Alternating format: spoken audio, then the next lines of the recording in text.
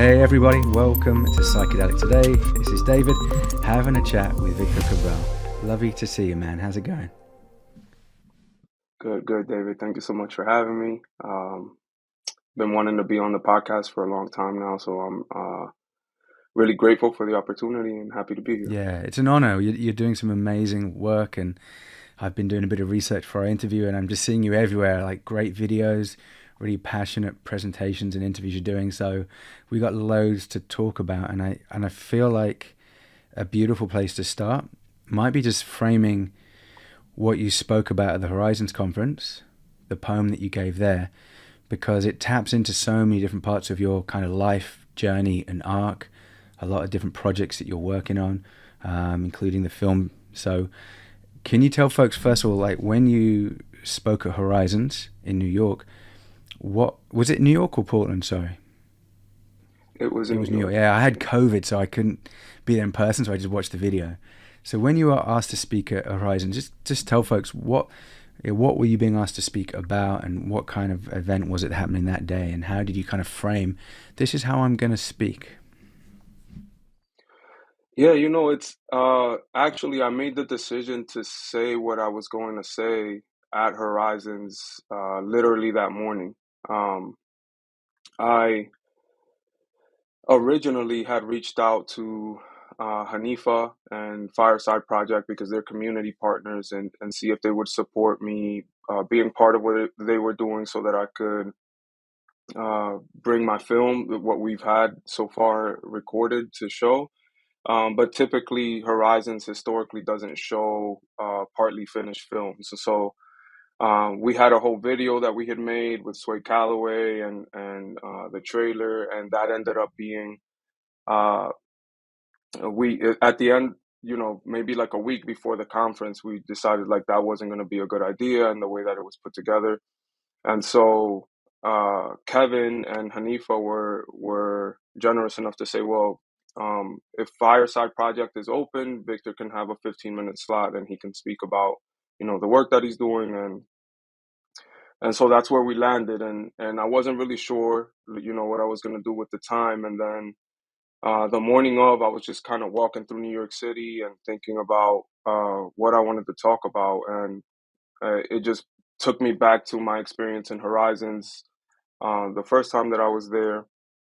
And um, yeah, it was like 5 a.m. in the morning, and I was just like walking through the city, and I was like, yeah, this is what I'm gonna do. I called a friend of mine, Oriana, and I said, hey, I'm thinking about saying this, and here's my poem that I wrote before, and I think it fits in perfectly. And she was supportive of it.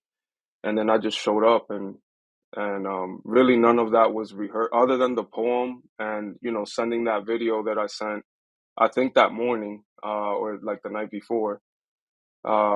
Everything else was just kind of like improvised. It was what came out while I was on stage. So Yeah, and it was really powerful. So it's amazing that you were kind of, yeah, spontaneously kind of using intuition to speak that out. And a lot of emotions came up, for you personally. You could see that, different emotions. And I think what I heard from folks that were there was that it was very meaningful and different to have that kind of speaking from the heart, not about science or even so much policy, just speaking from the heart about lived experience.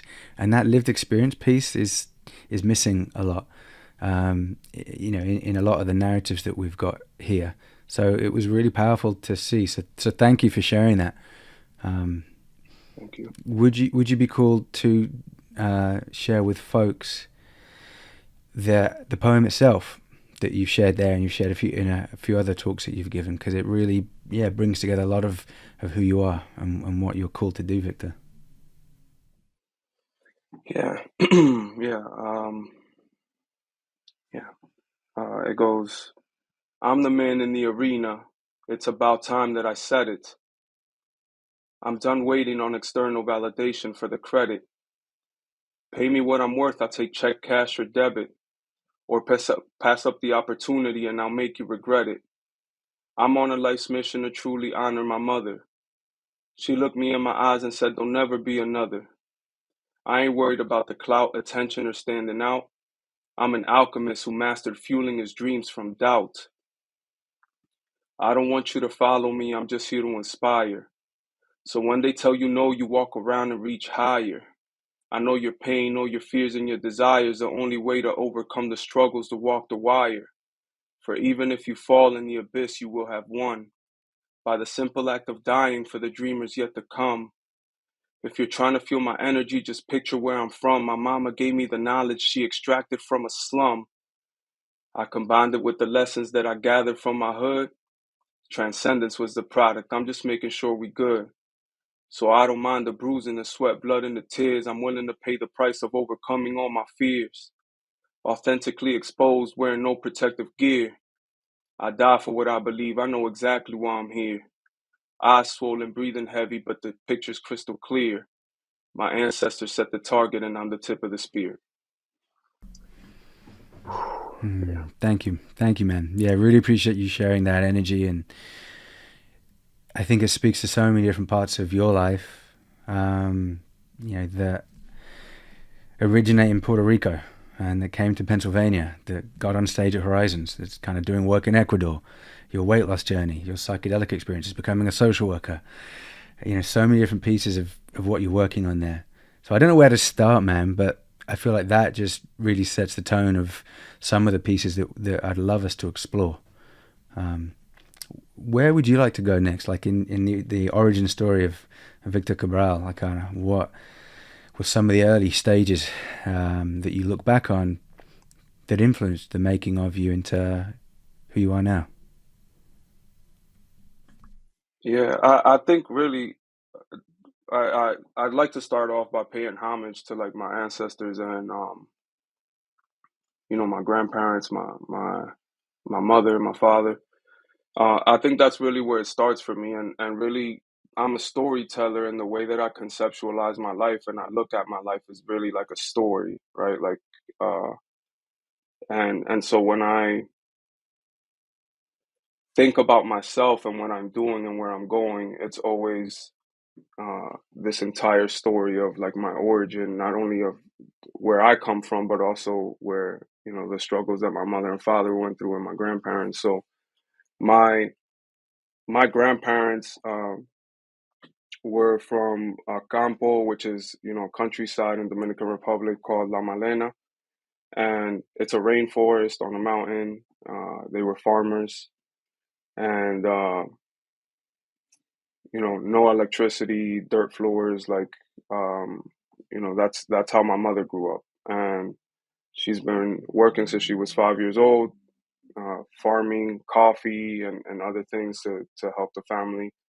Um, and at one point, she decided she had two children already at the time, and she knew she wanted to offer them a better future. And New York, as you know, back in the day, I think now you have Dominicans were spread out everywhere across the United States now, but in the 70s and 80s, generally we were we were mostly in New York City. And so when someone would say I'm going to the United States, they would say I'm going to New York. They wouldn't say the United States.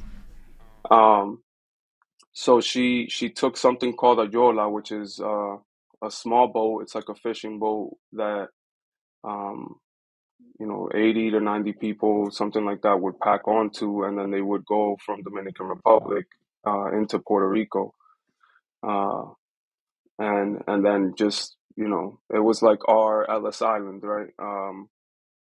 And so that's what my mother did. She was lost at sea for 6 days in that journey, and while she was in Puerto Rico, she met my father there, who was already living in Puerto Rico. He's also from Dominican Republic, and so I was born in Rio Piedras, Puerto Rico, and shortly after that, my family transitioned to New York City, and so that's really where my journey starts, and I always hold on to that because I think about uh, the sacrifices that my mother made, and the heart and the courage that it takes for you to get onto uh, a boat like that and risk your life with nothing in your pocket, um, for a better life.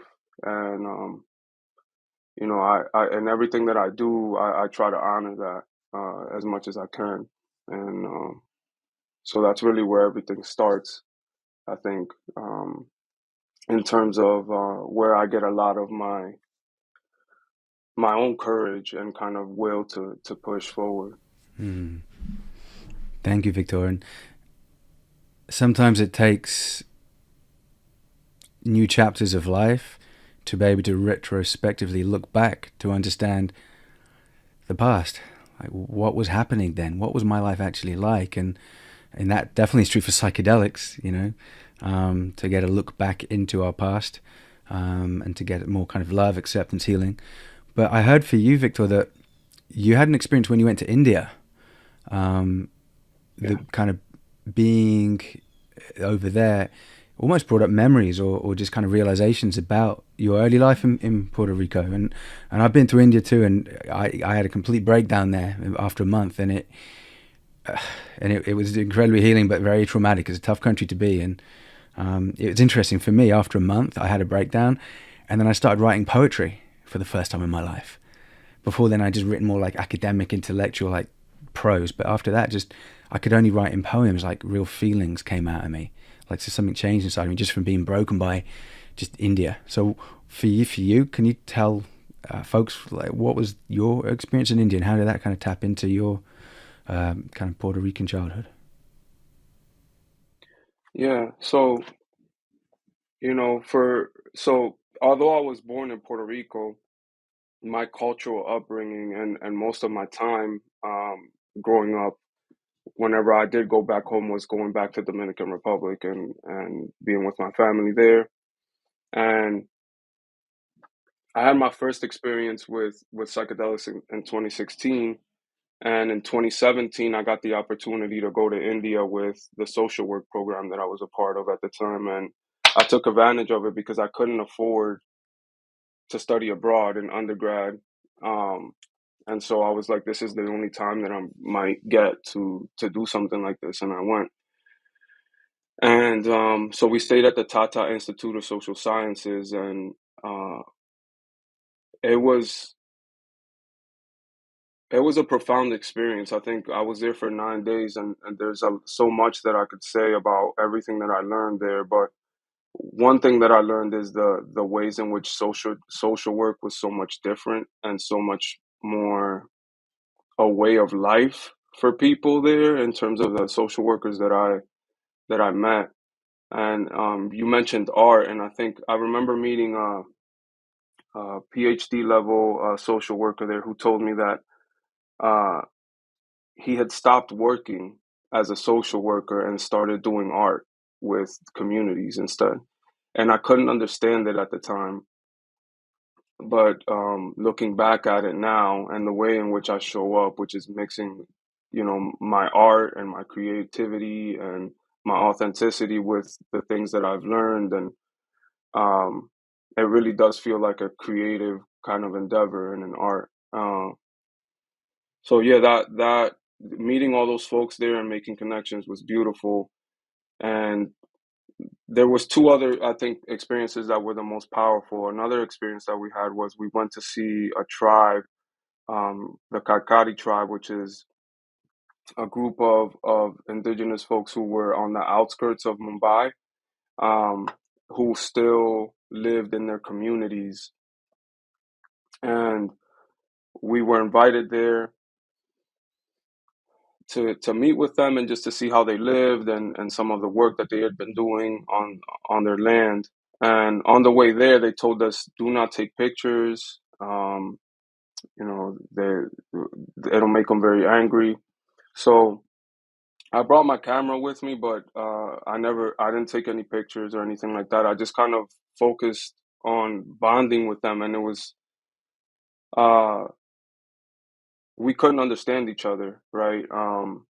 But they showed me around. They showed me uh, all of the different things that they were doing on their land that was beautiful. And then we sat in this like community forum, and we had three translators to be able to communicate. And yeah, I just thanked them for the opportunity, for the experience, for like sharing their community with us. And then before we left, um, they asked me to take pictures, and so I took pictures of their well. I took pictures of their they had like a brick factory that they had shown me that uh, um, I remember like the smile on their faces as they were showing me these things, and it felt like they appreciated a focus on their strengths rather than Westerners coming in and kind of trying to show their community as like primitive or that's how I interpreted it. So it was really beautiful, and it was this moment of for the first time I was in this place where completely outside of the community that I knew and how I grew up, and I was still able to make this like really deep human connection with people who we didn't even have the same language. Um, so that was really profound. And then the other experience that I had was, 50% of the population in Mumbai at the time, maybe more now, lives in slums, right? And so um, when I saw that, it was the first time that I saw a slum outside of the context of the slum that my mother grew up in, which is where I spent time when I was a child. That's where I would go when I would visit family. I would stay there with them. Um, and when I saw that, I was able to understand like where my mom had come from, right? And uh, that it wasn't normal that they didn't have running water and I understood that I was privileged living here in the United States, but I don't think that I ever appreciated that my mother lived in those conditions for many, many, many years, and my older siblings. Yeah, and it just gave me a different appreciation for my mother and the sacrifices that she made, and um, her relentless kind of will to uh, make sure that I had something better. Mm. And so around this time that you're in India, you're becoming a social worker, you're also experiencing psychedelics for the first time, and that's bringing up a lot of stuff. So, obviously, we're going to talk a lot about psychedelics, your experiences, and kind of what that led to. Could we start off just by saying, being a social worker? Like, what does that mean? Like, I am a social worker. I don't do much social work stuff anymore. I do a little bit, but I'm still a social worker. Like, the way I look at the world, the way I just deal with human beings, I feel like, wow, I'm just analyzing stuff through a certain lens. I can't help it. So, for you, like, how did you decide to be a social worker? Like, were there any other options that you were kind of juggling between, and then what does it now mean to you being a social worker, starting to do some of the awesome projects you're involved in? Yeah, I think, yeah, I was originally set on psychology. I was really interested in psychotherapy and sitting with folks and supporting people, and particularly my community. Um, but I had a really rough time in undergraduate, and so I was rejected pretty badly by most of the grad programs that I tried to get into for psychology. Um, so I had a really good friend. Her name's Talisa Ramos, uh, and she was a social worker, and so I started talking to her more about.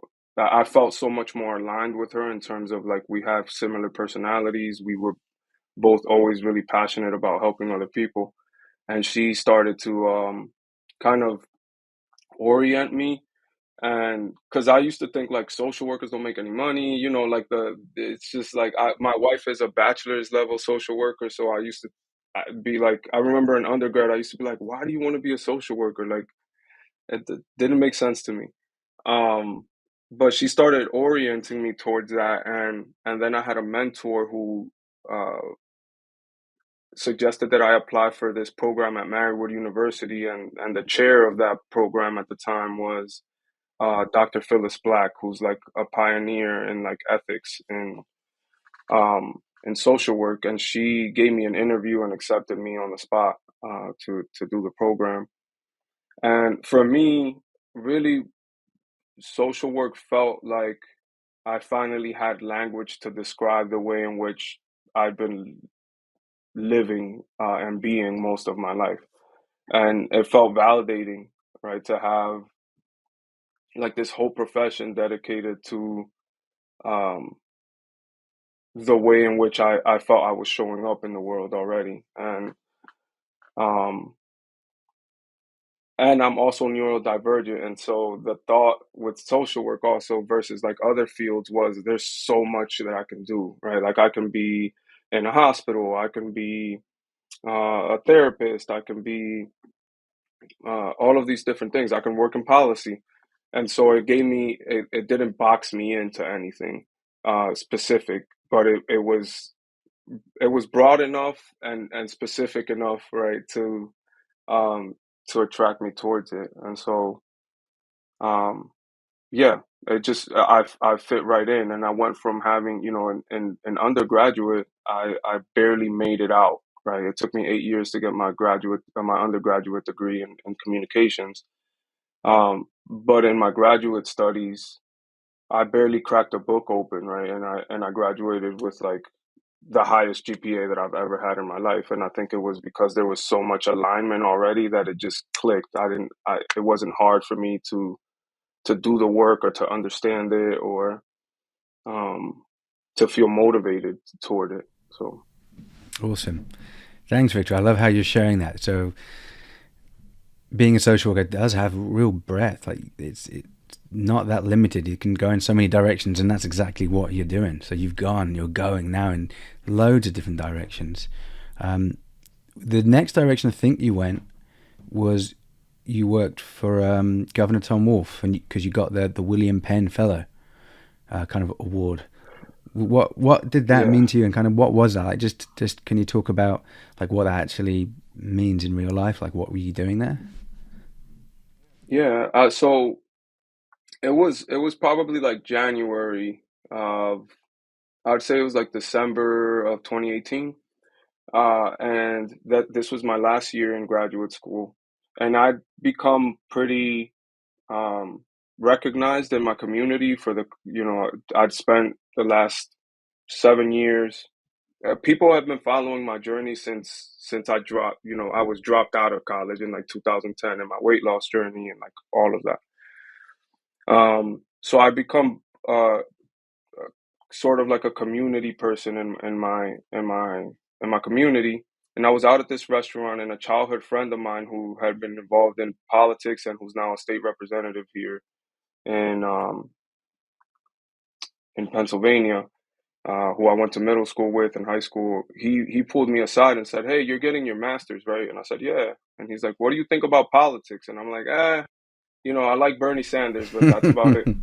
Um, and and he was like, "Well, there's this fellowship that the governor is putting together. You should take a look at it." So I applied, and it was I think it was like 13 different agencies, and the goal of the program was to take emerging professionals or young professionals and put them into executive positions within state government and allow them to learn the system and be mentored by other uh, by leaders in state government and develop a career from that. And so I applied, not thinking that I was going to get it. It was like January of 2019 at the time. I applied, um, selected the Department of Human Services and the Department of Corrections as like the two agencies that I wanted to be at. And then like a week before I graduated, I got a phone call. And I interviewed for the Department of Corrections and I never heard back. But then the Department of Human Services contacted me and I went to the interview and I went there and told my story. I told them where I came from. I told them the things that I've been through and the things that I wanted to do. And I left the governor's office. I got in my car, and by the time I pulled into my house, 20 minutes later, I had an offer letter um, in my email box. So I never thought I would be working in policy. I wasn't a huge fan of policy, other than following Bernie and everything that was going on politically at the time, but it felt like a really great opportunity. So I took the job, and as a fellow, I was put into the Office of Policy in the Department of Human Services. So I was a dual report to Human Services and the governor's office. And when I was there, I was working on reentry, on juvenile justice issues, issues around Medicaid, and yeah, I spent about a year there, and then I was invited to give an update to the First Lady on what I've been working on. And after that meeting, I was asked what I wanted to do after the fellowship, and I told them very specifically where I wanted to go. And within a week, I had an offer to then move into the governor's office, into a newly created office called the Office of Advocacy and Reform, where I later became the deputy director before leaving for Fluence in March of 2022. Wow. So, yeah. Wow, you're on fire, man. It's, Awesome. So good to see. thanks. Beautiful. And you mentioned your weight loss journey, and I think I also saw you have in the past been diagnosed with depression, adult ADHD, and you've had psych meds prescribed and had psychotherapy.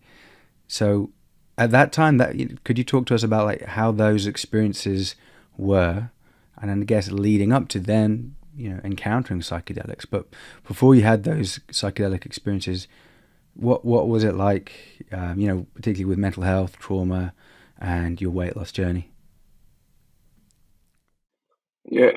So, up until the point I got to college, I was an athlete most of my life. I played basketball, mainly basketball, organized basketball for most of my life, and um, but I was a first generation college student. Other than my older sister, uh, who's she works in government.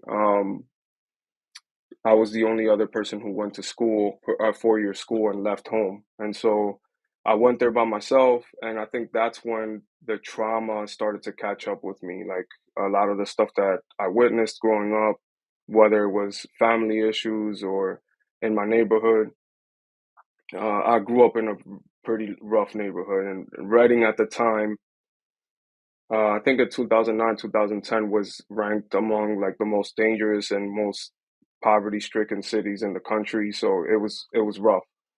Um, so when I went to college, I felt out of place. I felt like I didn't fit in at home anymore because I was the college kid, and at school I was, I had one foot here and one foot there, and I just felt like I was in this quicksand.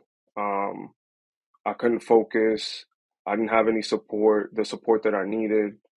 Um, to help me, work with my classes and whatnot. So by my fourth year in school, when I was supposed to be graduating, I watched all my friends graduate while I've essentially failed out of school. I was 300 pounds, um, and I got evicted from my apartment at that time. So that brought me back to Reading, and I started working in a steel mill here. Uh, so that was probably the lowest point in my life. Also, I was carrying the burden of being the first generation, like college student, and being the one that, made it out, and I was supposed to like graduate and all of these things. Um, and the way that it felt really was like carrying this unbearable weight that I couldn't quite understand where it was coming from. Um, so at that time, the first thing that I thought I could do to take control of my life was lose weight. And so that's what I started doing. And it took me about 2.5 years to lose. I lost about 120 pounds. And that's really where the journey started in terms of me realizing that I had power to change my life. And I started helping other people lose weight. And then I realized I love helping people, but I don't want to be a personal trainer. And and then I started going to therapy. And really, when I started therapy, I was trying to fix myself. I was trying to fix what was wrong with me. What is wrong with me? You know, what is wrong with me not being able to focus? Why am I feeling fatigued all the time? Why I need to fix these things. And so I asked for medication after doing research and said, I need this and that. And, um, you know, I started off with sertraline or Zoloft, um, and then they gave me Adderall, and then they gave me Xanax because I couldn't sleep because of because of the Adderall, and then you know, and it's just like it. By the time I looked up, I was taking 3, 4 medications, and I was like, "This is not. I don't feel any better." You know, I didn't feel any better, so I made the decision to kind of wean off of the medications with with the advice of a doctor, and I just continued going to therapy and looking for other ways to help myself. And in 2016, uh, I can't quite remember if I heard like Rick on a podcast, Rick Doblin on a podcast, but I started to hear about psychedelics. And when I started to do the research, I was like, I feel like this is, therapy had been helpful, but I've definitely felt like there's something deeper that I need to access that I'm just not getting with just therapy. Um, and that's what led to my first psilocybin experience. And um, after that, it was like,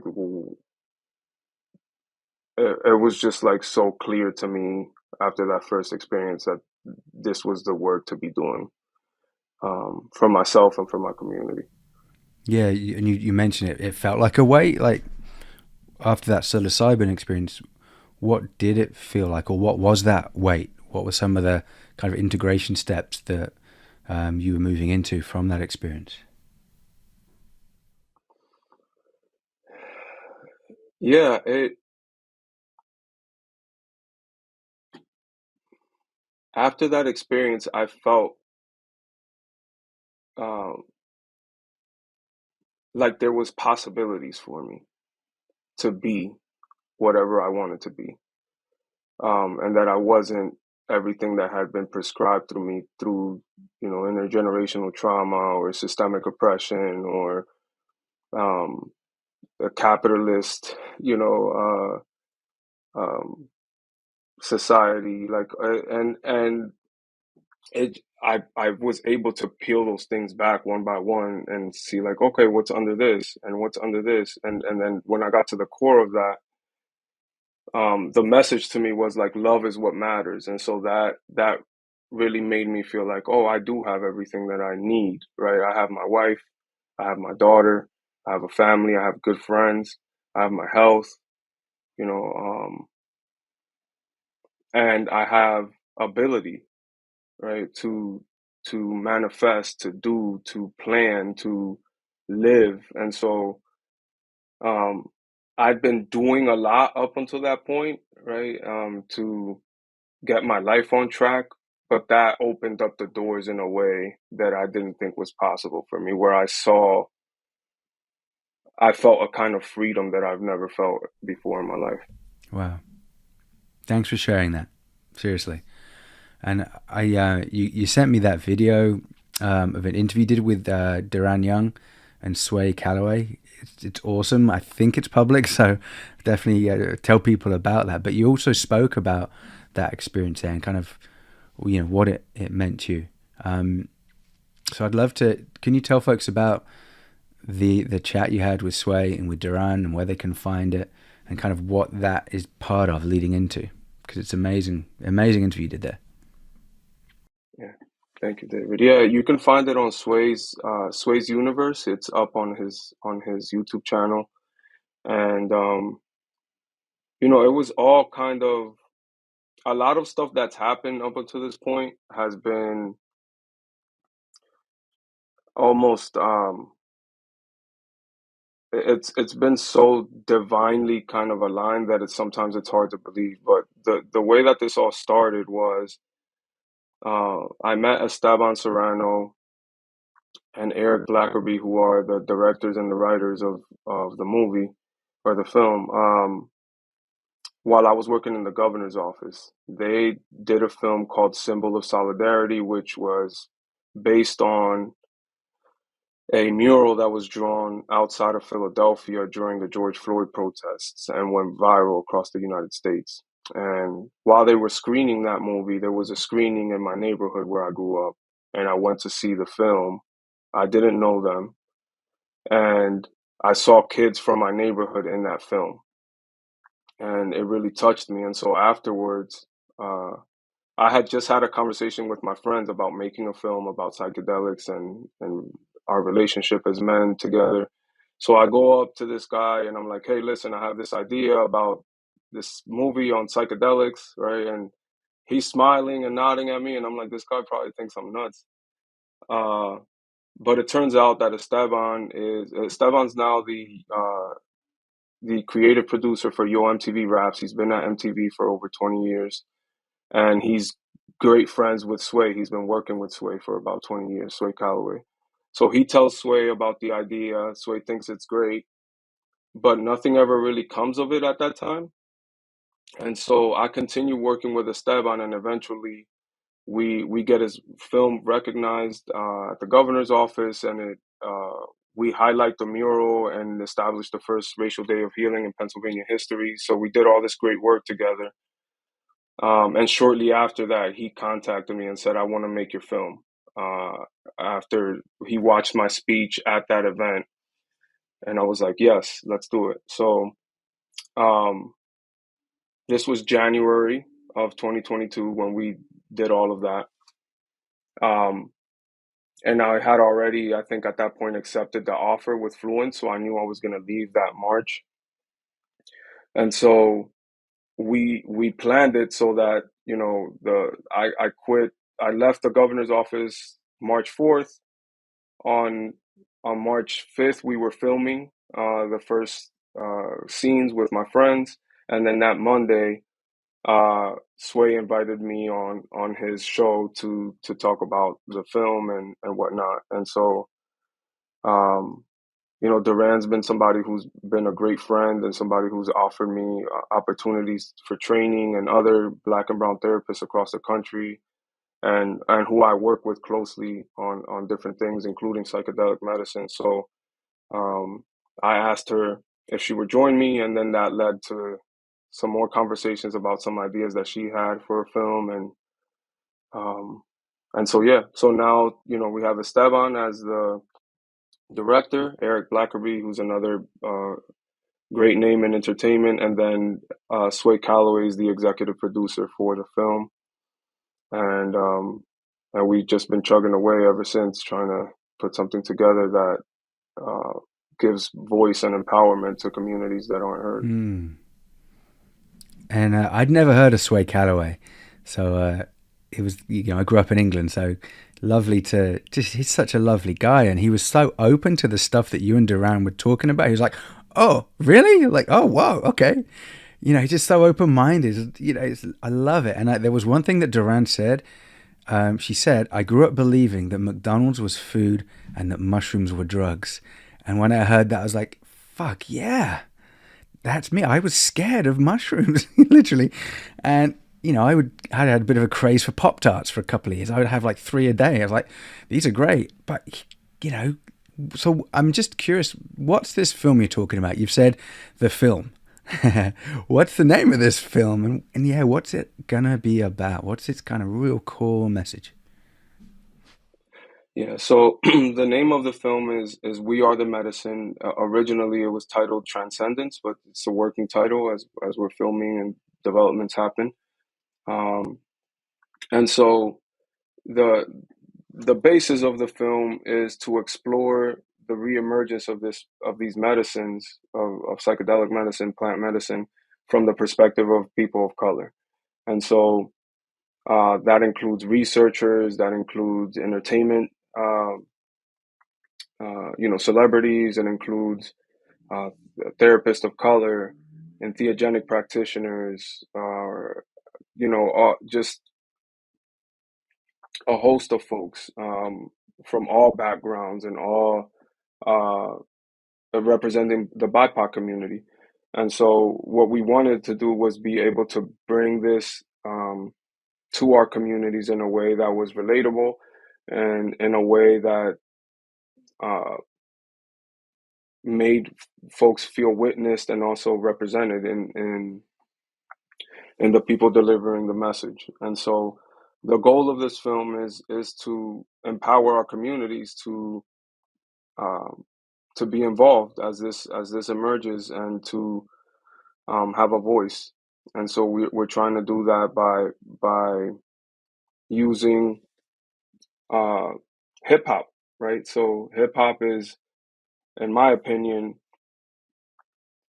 like the most influential art form that's probably ever existed, right? When you look at its impact across the world, and it's where a lot of us, a lot of us derive a lot of meaning and a lot of our culture, um, and so Devin Phillips from Mav said this perfectly, right? He said you have like conservative politicians and rappers talking about the same thing, right? So that's something that we need to be paying attention to, right? That point of convergence um, is important. And so with this film, what we're trying to do is bring all of these voices together and empower our communities through information, but doing it in a way that's culturally relevant to us, um, and and also telling an important story, right, about men of color healing together and about communities of color returning to their roots and working through the results and the pain of hundreds and thousands of years of just brutalization, and that's still happening every day. Mm. So part of the purpose of We Are the Medicine is talking about psychedelics in the context of BIPOC folks and, in a sense, normalizing it perhaps, and putting it in the context of trauma, and of healing collectively. And particularly, you're saying there's one part of that message that is directed towards men of color. So why is that something that resonates with you? As a man of color, what are some of the barriers that you're trying to overcome, or some of the goals that you're trying to achieve here around psychedelics and healing for men of color? Yeah, I think generally as men we need healing, right? As men, and when we think about the consequences of the patriarchal society that we've created, that and how they impact us. But then when we talk about men of color, uh, there's a unique, in my experience, right? There's unique experiences there that are layered on top of um, some of the issues that we already face as men. And when we talk about collective healing and about empowering our communities and about uh, joy and freedom and liberation, I think it's important for us as men of color. It's important for me and for the people that I love and the people around me to be liberated to just love each other and to be together and to be able to be their authentic selves together without all of these other masks that we're taught to wear. And so I hope that if there's anything that comes out of the film is that uh, is a message of what we can co-create when we can be our authentic selves with each other and hold each other up and love each other. Mm. Thank you. And are there any plans of holding space for men of color to process and heal, or using psychedelics together? Is that part of the vision, or are other folks kind of building that out anywhere? So um,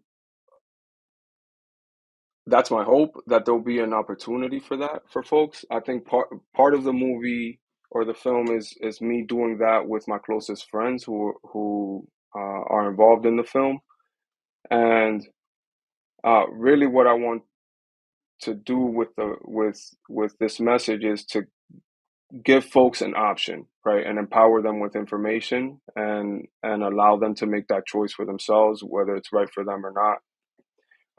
I don't have any projects that I'm working on specifically right now where um, we're you know supporting men of color with sitting with plant medicine. What I am working on though with Quest the Yogi or John Quest and Hamilton, they call him Hammy. We're working on potentially having men's retreats where we have sound healing and yoga, meditation, and open kind of group dialogue with men to help start to do some of that work. But right now, I'm not involved in anything directly that uh, is looking to have men of color sit with medicine. There are folks out there that are doing that kind of work, um, but I'm just not there yet in my work. Yeah. Awesome. Good to hear. Thanks, man. And um, you've been to Ecuador a couple of times recently. What was that about again? What were you getting involved with over there? Because that sounds pretty cool. And I think is it's tied in with what we're talking about so far, yeah? Yeah, so it's a little different, but it's I think it is tied in the sense that it's focused on providing plant medicine opportunities for plant medicine experiences to BIPOC folks. And so Dr. Williams and I met in person for the first time in Toronto, where I met you in person for the first time in May. And I showed a clip of my film, and then she went right afterwards and did her lecture on racial trauma. And after that, about a week, she mentioned the retreat. She'd been working with a retreat center in Ecuador, and she asked me if I would come, and I said, yeah, sure. And so I think Bob Parsons and the I forget what the name of the foundation is that he runs, but they provided funding, and he sent me and Hanifa and a couple other folks down there um, to do this reconnection journey, which was designed for healers and therapists to have that experience. And then and it was amazing. That's I could talk about that experience for a while, uh, and then Dr. Williams asked me to go down again a second time as a speaker and participant with a group of BIPOC folks in October. And Hanifa returned at the end of November with a group of Black women for a retreat to that retreat center there in Ecuador as well. Beautiful, amazing. So, yeah, you couldn't turn that down, Victor. You know, going to Ecuador, working with Hanifa and Monica Williams is like amazing, and yeah, that's cool. That does answer that question. Like, are people doing this? Are there places where folks can share the healing space together and go through that journey together?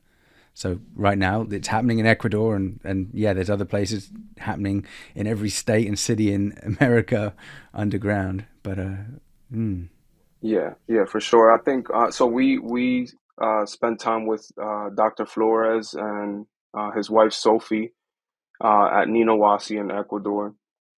I just I didn't connect it because I was thinking about like spaces that were specifically for men of color, which I couldn't think of any at the time. But yeah, there's definitely folks that are doing work um, for collective healing for BIPOC communities all over the place. So a lot of good people. and just as we're kind of globetrotting here, Victor, I heard a little story before we press record about Iceland coming on the radar. So can you tell folks about like what seems to be happening there? A bit of a breaking news story, which I always get excited about. Yeah, I sent a cold email to the Eden Foundation like 6 months ago, asking if they were looking for any speakers for this first psychedelic conference ever in Iceland, and I didn't hear back. But the day after I came back from Iceland, I think it was like November 10th or something like that. I'm sorry, came back from Ecuador.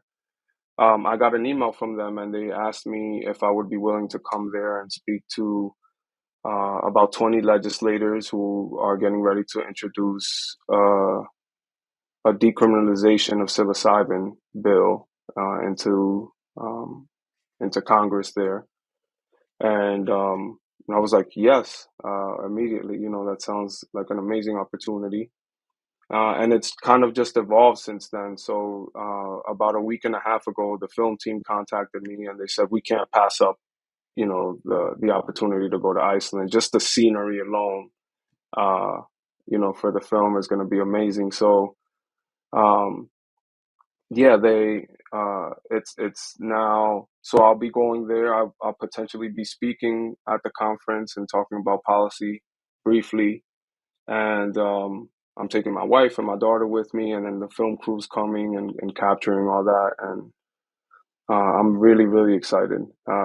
Iceland was on my bucket list, which is one of the reasons why I emailed them 6 months ago. So it just kind of all came together again in a way that I didn't think would ever happen. So That sounds like an amazing business trip. Well done. yeah. Where else? Okay, Ecuador, done. Iceland, done. Where's next? Yeah.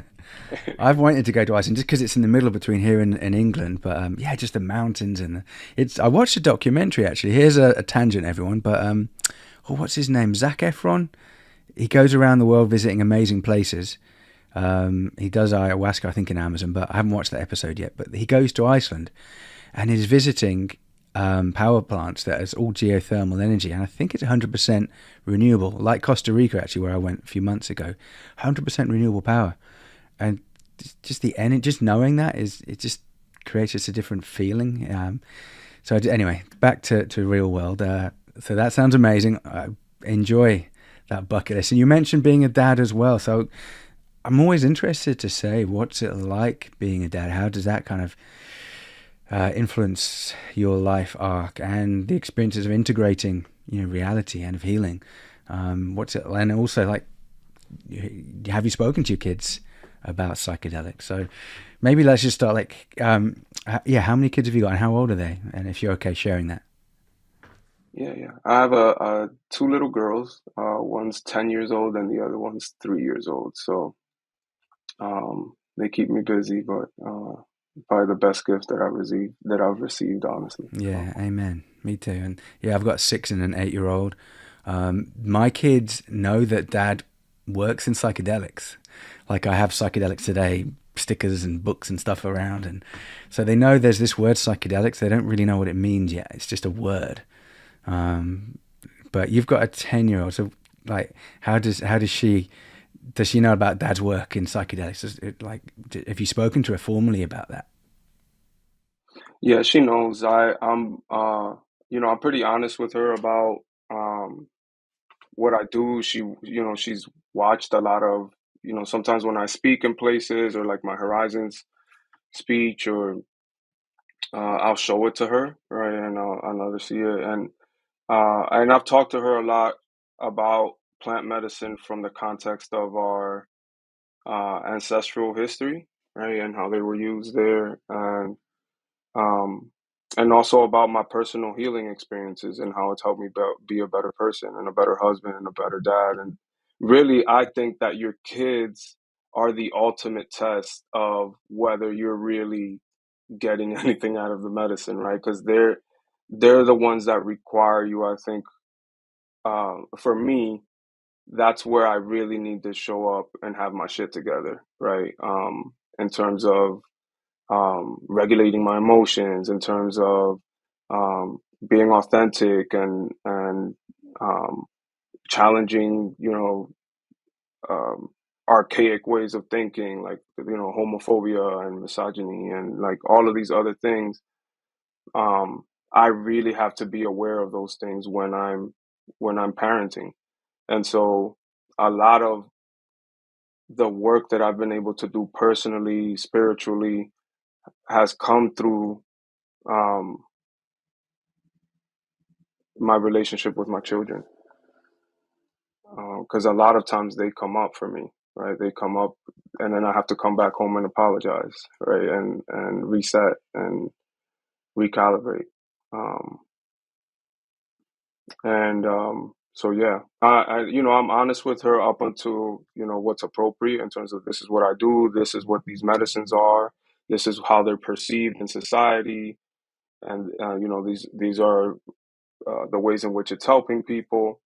I have to let her therapist know, like, hey, I talk to my daughter about psychedelics. It's the work that I do, so that if she shows up and mentions something, I don't uh, get in trouble.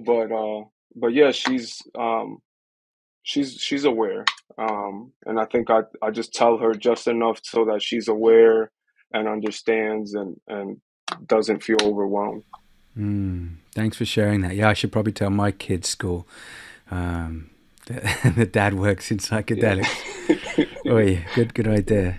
Yeah, my son actually has been getting into American football. I know you probably call it football, but I call it American football. So he likes Patrick Mahomes and the Kansas City Chiefs, and he and his mates watch YouTube about football all the time. And he said, Dad," he calls me Abba, but he said, "Abba, there's this guy called Aaron Rodgers, and he takes drugs." And so for me, that was like, well, hang on a second.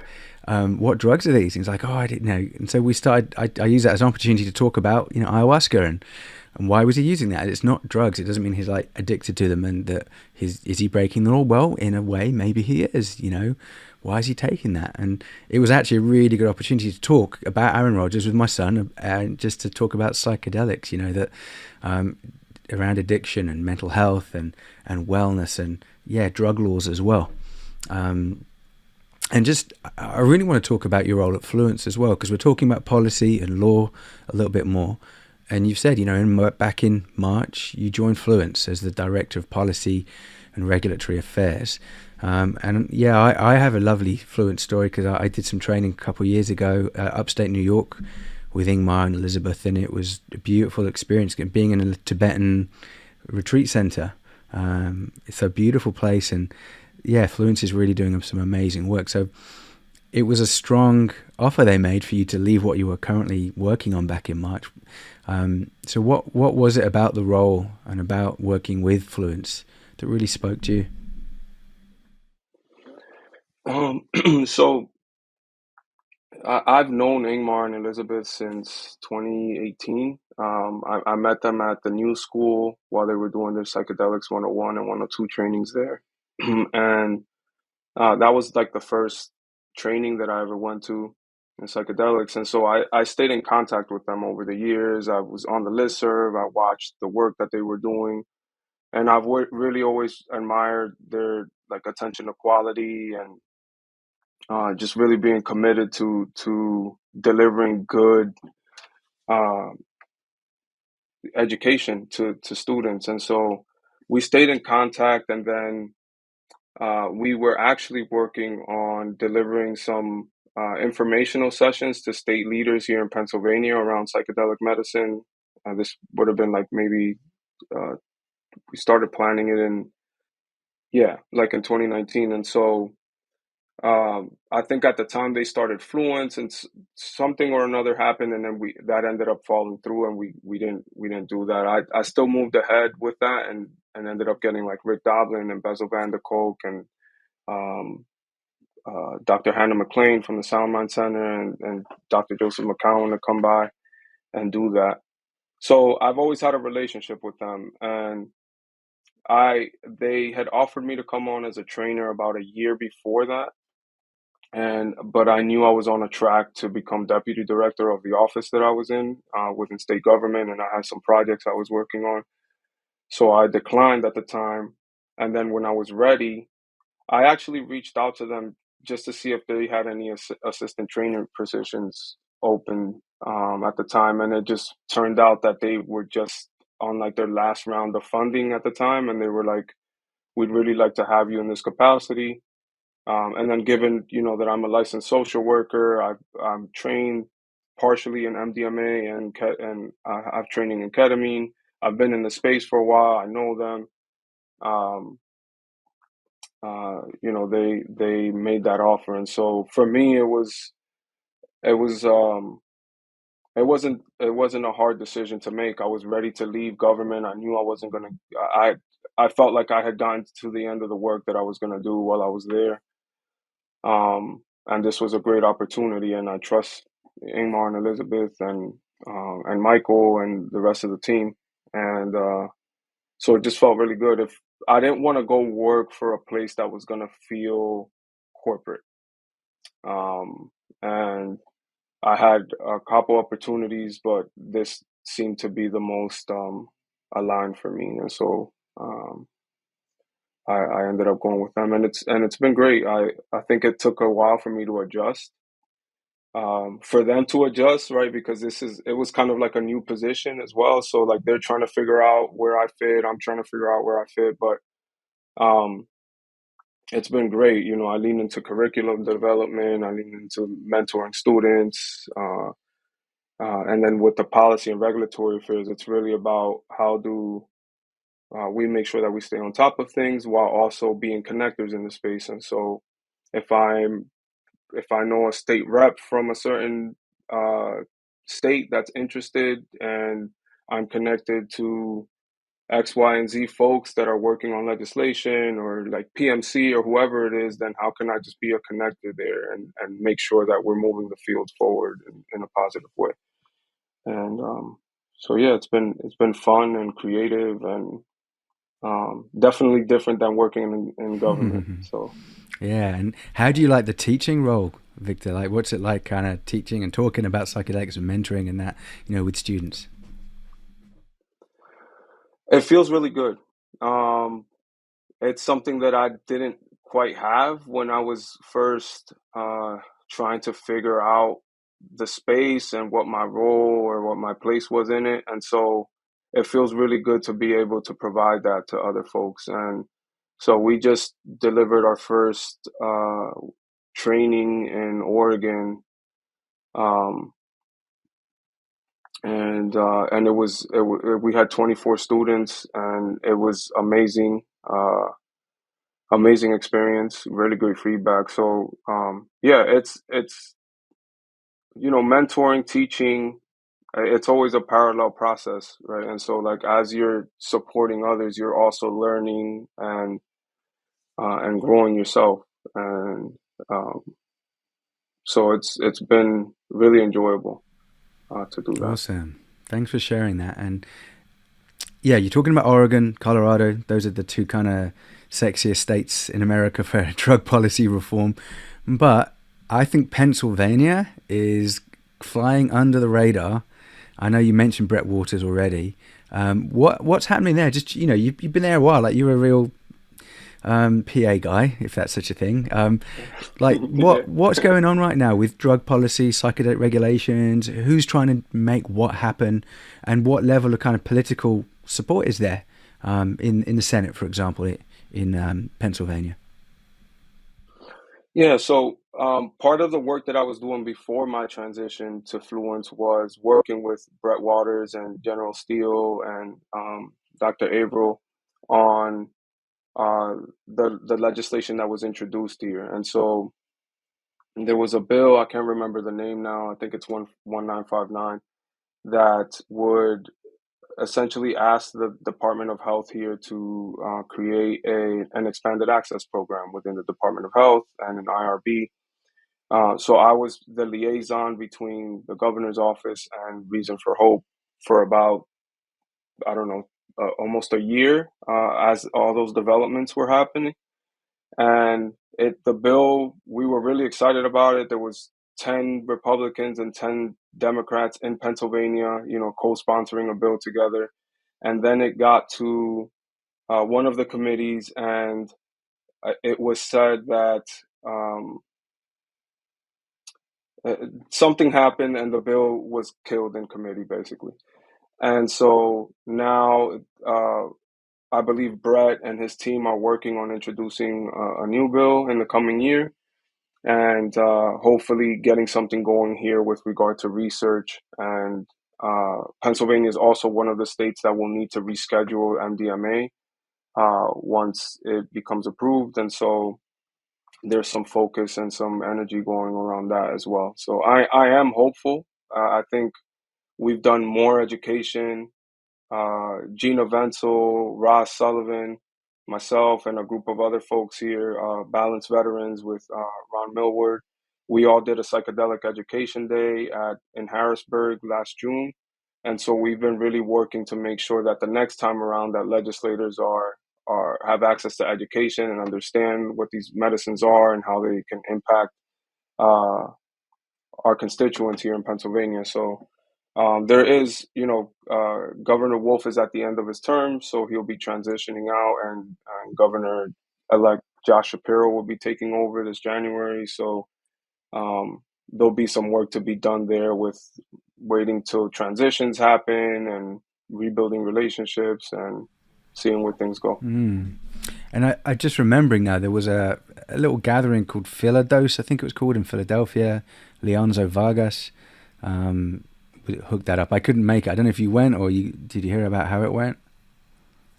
I heard it went amazing. Aubrey Howard I know Aubrey. Aubrey and I worked together while we were at Soundmind. I was a volunteer at Soundmind for quite some time.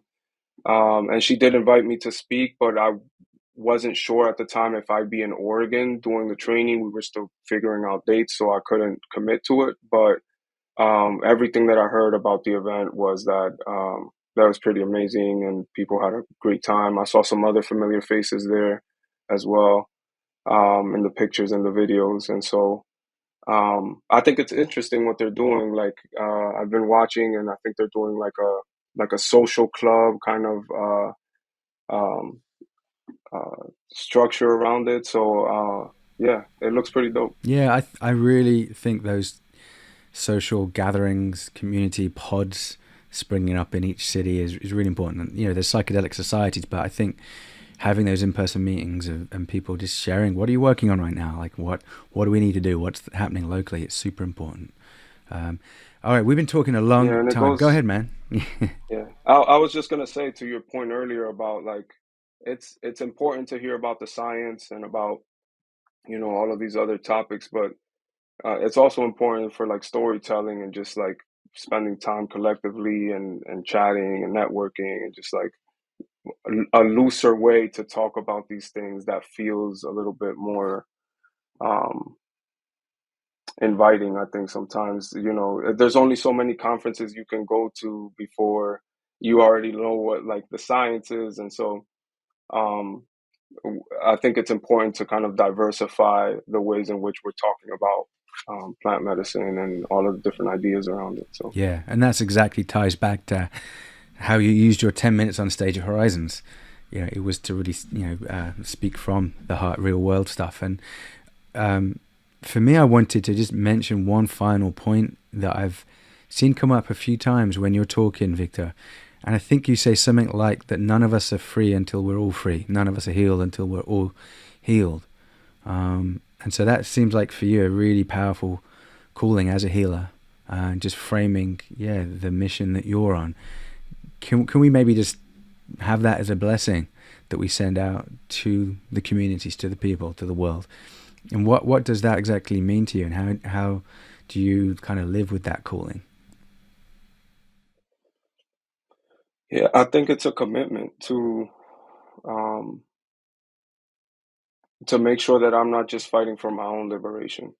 Right. And so it's for us to be liberated, everyone has to be liberated. So not only is it a call to the commitment, but it's also a call to accountability. And so holding myself accountable for the ways in which I'm behaving or acting or being in the world that hinders someone else's liberation. Right. And so how am I not just showing up and trying to fix things, but am I looking inward as well and making sure that the way that I'm showing up is supportive of liberation for everyone, not just myself and the things that I care about. Thank you. And it fits nicely with the film you're making, We Are the Medicine, as well.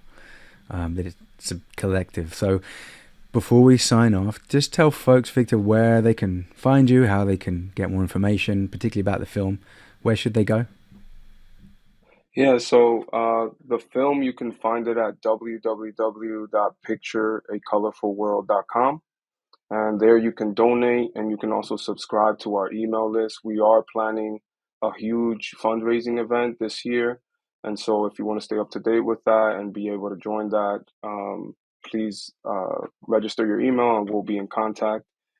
As far as social media, you can find me on LinkedIn and on Instagram.